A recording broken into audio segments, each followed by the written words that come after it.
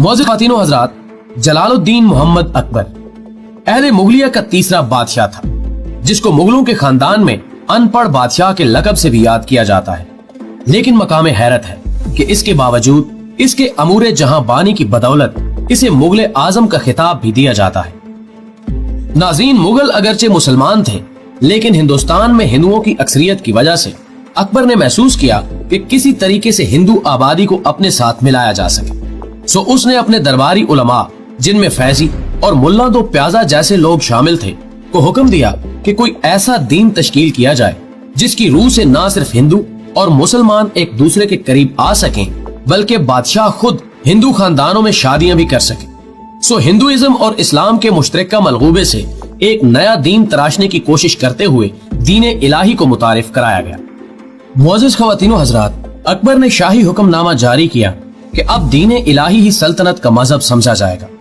जिस पर पिंडी भटिया के एक रईस सांदल भट्टी, जिसकी जायदाद 32 गांव पर मुश्तमिल थी, ने बगावत करते हुए ऐलान कर दिया कि वो इस दीन को मानने से इनकार करता है। सांदल भट्टी, जो कि हाफ़िज़े कुरान और दीनदार आदमी था, कि ये जुर्रत हजूर शाही में गुस्ताखी से ताबीर की गई और अकबर ने उसे सल्तनत का बागी कहते हुए उसका सर कलम करने का हुक्म दिया, जिसके बाद शहीद के जस्दे खाकी को एक बोरी में बंद करके उसके गांव रवाना कर दिया। वालिद का ये अंजाम जब उसके बेटे फरीद भट्टी के इल्म में आया तो उसने कहा कि वो मुगलों के इस जुल्म को कभी भी फरामोश ना कर पाएगा।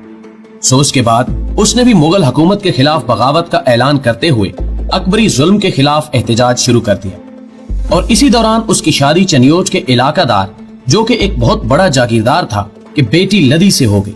लेकिन शादी के सिर्फ 10 माह बाद फरीद भट्टी को बगावत के इल्जाम में गिरफ्तार कर लिया गया और फिर उसे फांसी की सजा देने के बाद उसकी लाश को लाहौर में वाक़े चुबुर्जी से बाहर लटका दिया गया, ताकि लोग उसके अंजाम से इबरत पकड़ सके।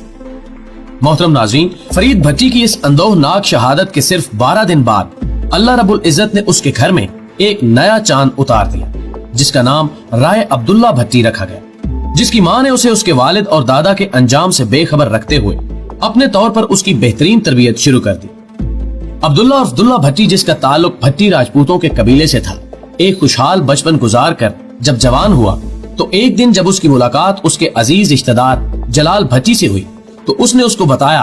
कि तू बहुत सुकून से जिंदगी गुजार रहा है और तुझे ये खबर नहीं कि तुम्हारे बाप और दादा के साथ शहनशाह अकबर ने क्या सलूक किया था। ये कहकर उसने अब्दुल्ला को वो सारे वाकयात सुना दिए जो कि उसके बाप फरीद भट्टी और दादा सांदल भट्टी की मौत का सबब बने थे। ये सुनकर उसकी आंखों में खून उतर आया और फिर यही वो लम्हा था जिसने दुल्ले भट्टी की जिंदगी को यकसर बदल कर रख दिया और उसने अहद किया कि जब तक उसकी जिंदगी है वो शहनशाह अकबर को चैन की नींद नसीब नहीं होने देगा। नाज़रीन गिरामी, अब्दुल्ला भट्टी के रोजो शब इसी फिक्र में गुजरते कि किस तरह वो अकबर के खिलाफ अपनी सरगर्मियों का आगाज करे कि उन्हीं दिनों शाही फौज के एक काफले का गुजर उसके इलाके से हुआ।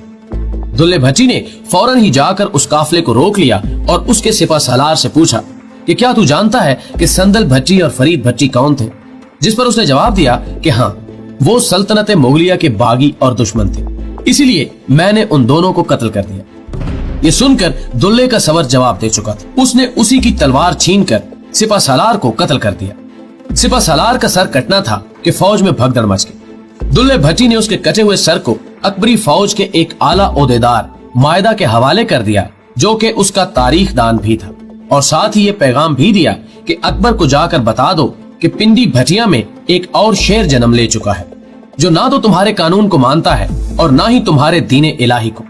जो तूने इस्लाम के मुकाबले में नाफिज कर रखा है।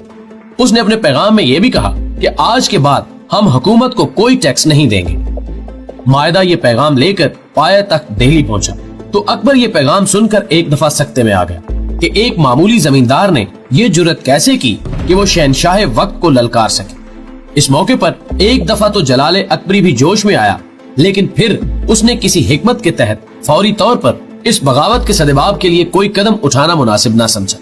जबकि उधर दुल्ले भट्टी ने न सिर्फ अपने कहने के मुताबिक तमाम तर टैक्स रोक दिए, बल्कि अपने इलाके में रहने वाले उन लोगों से भी खुद टैक्स वसूल करना शुरू कर दिया जो कि मुगलों की वफादारी का दम भरते थे। नाज़रीन, अब उस इलाके पर सिर्फ दुल्ले भट्टी का राज था और जब भी कभी कोई हुकूमती काफिला वहां से गुजरता तो न सिर्फ उसको लूट लिया जाता बल्कि उसके शुरका को अपनी जान से भी हाथ धोना पड़ता। इस दौरान अगरचे सल्तनत दिल्ली की जानिब से भी कई कोशिशें की गई कि इस बगावत को कुचला जा सके, लेकिन इसके बावजूद उस मादरे वतन ने 15 साल तक शहंशाह अकबर को चैन की नींद नसीब न होने दी। हत्ता कि एक वक्त ऐसा भी आया कि अकबर को अपना दारुल हुकूमत दिल्ली से तब्दील करके लाहौर लाना पड़ा, ताकि वो करीब रहकर दुल्ले भट्टी की सरगर्मियों को रोक सके। तारीखी हकायक के मुताबिक एक दफा शहजादा सलीम, जो कि अकबर की मौत के बाद शहंशाह जहांगीर के नाम से मशहूर हुआ, भी एक दफा अपने दोस्तों के साथ शिकार खेलता हुआ गलती से उसके इलाके में आ गया,